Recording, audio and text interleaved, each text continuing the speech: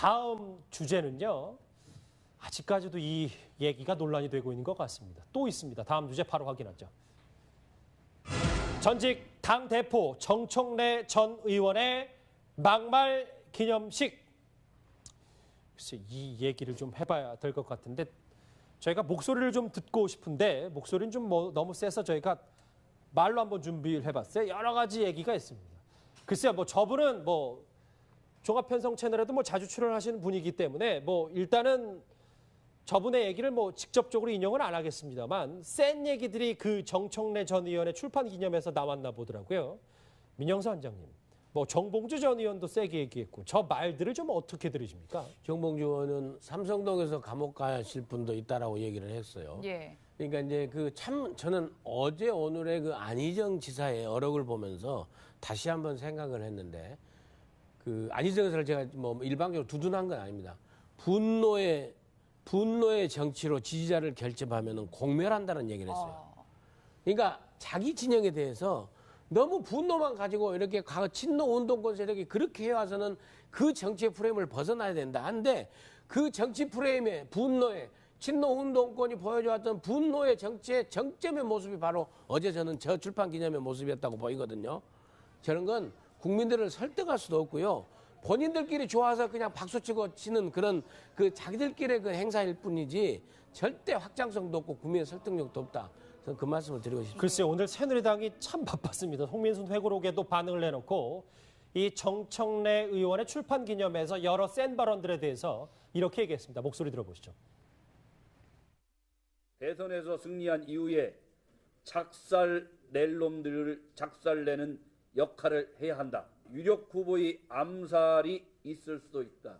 도대체 이게 무슨 얘기입니까? 대한민국 국민으로 할 소리입니까? 이것이 바로 친노 세력, 친문 세력의 현 주소입니다. 이 사람들의 주장이 더불어민주당의 공식 의견인지 추미애 대표와 우상호 원내대표는 즉각 답을 해야 할 것입니다. 네, 민 원장님께서는 분노의 정치라고 이야기하셨는데 이장우 최고위원의 말처럼 친노 친문의 한계다, 고질병이다 이런 지적도 있더라고요. 지난번에 왜 우리 여기서 이 프로그램 할 때 저 이장우 의원께서 전화 패널로 연결했었죠. 나오신 고용선 의원한테, 고용선 위원한테 고영신 박사요. 예. 네, 막말을 좀 하셔가지고 굉장히 두 분이 당황해하셨던 기억이 나요. 설전으로 좀 정리할게요. 네, 설전인지는 모르겠지만 국회 내에서도 또 그랬는데 이왕이면은 평소에 막말하시지 않고 균형감 있는 분이 저런 문제를 지적하시는 게 맞지 않을까 하는 생각과 함께 예. 옛날 어르신들이 이런 말씀들을 하셨대요. 곰은 쓸개로 죽고 사람은 새치 혀로 죽는다. 그래서 관에 들어갈 때도 막말은 하지 말아라. 그런 말을 우리 조상들께서 하셨다 그러는데요. 사실 여야를 막론하고 이 정치인들의 막말 때문에 눈살이 찌푸려지는데 이게 아마 패거리 문화 또는 진영 논리 그러면서 소수 당내 강경파들의 입지를 이렇게 강화시키는 데에는 좀 효과가 있다라는 생각들을 하시는 분들이 계신 것 같은데 저도 요번에 막말 거의 저주에 가까운 그런 막말을 들으면서 상당히 서글픈 생각마저 들었습니다. 사실은 지금 더불어민주당에 대해서 굉장히 입지가 지금 강화되고 있는데 예. 너무 지나친 자신감에서 저렇게 막 말대포를 함부로 날리다 보면 이게 오히려 본인들을 향한 말대포가 되지 않을까라는 경각심을 좀 가져야 된다고 봅니다. 예. 글쎄 작살이라는 표현도 나오고 감옥 얘기도 나와서 너무 세서 제가 다 읽지는 않았습니다. 글쎄요, 추미애 대표도 이곳 출판 기념회 정청래 전 의원의 출판 기념회에 참석해서 여러 가지 얘기를 했는데 추미애 대표 목소리 한번 같이 들어보실까요? 정말 대선은 시작된 것 같습니다. 단순히 누가 대통령이냐가 아니라 온갖 수단 방법 가리지 않고 절대 권력을 놓지 않겠다. 절대로 권력을 놓지 않겠다는 부사도 되지만 그 권력을 의미하는 절대 권력을 뺏기지 않겠다 하는 집요함을 볼 수가 있습니다. 모르겠어요. 일부 원래 목소리 센 분들이 모여서 저런 얘기를 할 수 있고 그것도 민주주의 자유인데 네. 추미애 대표의 얘기 그리고 문재인 전 대표는 참석은 안 했지만 SNS에 응원글을 올렸더라고요. 네. 글쎄 수권 정당에 목표하는 사람들과 저 사람들의 거리 두기가 있어야 됩니까? 없어야 됩니까? 어떻게 봐야 돼요? 한번 이제 제가 기억을 좀 되새겨 보면 2012년 총선 대선 때 그때 어땠습니까? 그러니까 정말 질래야 질 수 없다는 선거였지 않습니까? 야당한테는 예. 정말 야당한테 유리한 선거였는데 그때 이제 낙꼼수라고 해서 나는 꼼수다라고 해서 김용민 후보가 나와서 그 무슨 이야기를 했냐면 제가 참 방송으로 입에 담을 수 없는 이야기를 했어요. 즉 어르신들이 이제 시위를 많이 하니까 시청역에 엘리베이터 다 없애버려야 된다 이런 이야기까지 하면서 결국 이길 수 있는 선거를 완전히 참패를 했습니다. 예. 자, 그런 것들이 또 스스로 막말하다 됐거든요. 자, 이번 보십시오. 지금 이번 선거를 보면 정권 교체를 원하는 비율이 상당히 높습니다. 그러니까 야당이 어느 정도 이길 수 있는 가능성이 높다라는 여론조사 결과가 나오고 있어요. 이런 상황에서 지금 저분들이 또다시 등장을 해서 또 이렇게 저주를 퍼붓고 있는 것이거든요. 저는 문재인 전 대표가 지금 상황을 정말 엄중하게 봐야 된다고 봅니다. 지금 집권층, 자신의 지지층 내부에서 저런 이야기가 나오는 것 자체가 보면 너무나 오만한 것이고 또한 국민들은 저런 것들을 보면서 역시 어쩔 수 없구나라는 그런 또 생각을 가지기 때문에 이런 상황들, 즉 오만한 발언들에 대해서 야당은 정말 심각하게 느껴야 됩니다.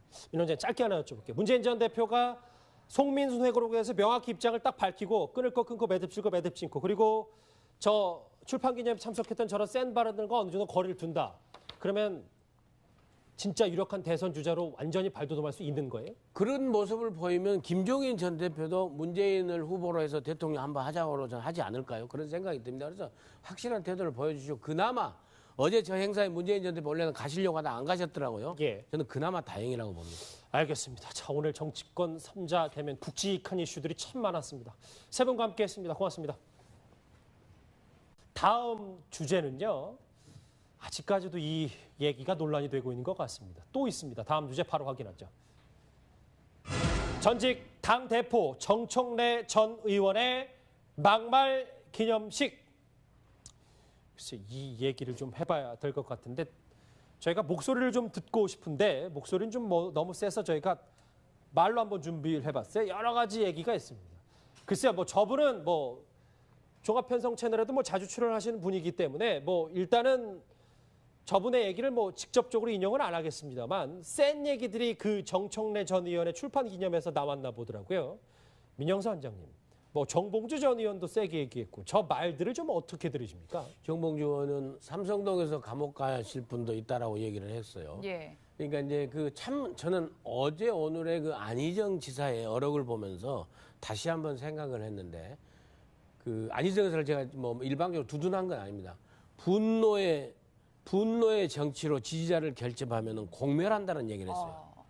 그러니까 자기 진영에 대해서 너무 분노만 가지고 이렇게 친노 운동권 세력이 그렇게 해요. 사실은 지금 더불어민주당에 대해서 굉장히 입지가 좀 강화되고 있는데 예. 너무 지나친 자신감에서 저렇게 막 말대포를 함부로 날리다 보면 이게 오히려 본인들을 향한 말대포가 되지 않을까라는 경각심을 좀 가져야 된다고 봅니다. 예. 글쎄 착살이라는 표현도 나오고 감옥 얘기도 나와서 너무 세서 제가 다 읽지는 않았습니다. 글쎄요, 추미애 대표도 이곳 그 출판 기념회 정청래 전 의원의 출판 기념회에 참석해서 여러 가지 얘기를 했는데 추미애 대표 목소리 한번 같이 들어보실까요? 정말 대선은 시작된 것 같습니다. 단순히 누가 대통령이냐가 아니라 온갖 수단 방법 가리지 않고 절대 권력을 놓지 않겠다. 절대로 권력을 놓지 않겠다는 부사도 되지만 그 권력을 의미하는 절대 권력을 뺏기지 않겠다 하는 집요함을 볼 수가 있습니다. 모르겠어요. 일부 원래 목소리 센 분들이 모여서 저런 얘기를 할 수 있고 그것도 민주주의 자유인데 네. 의원의 말처럼 친노 친문의 한계다, 고질병이다 이런 지적도 있더라고요.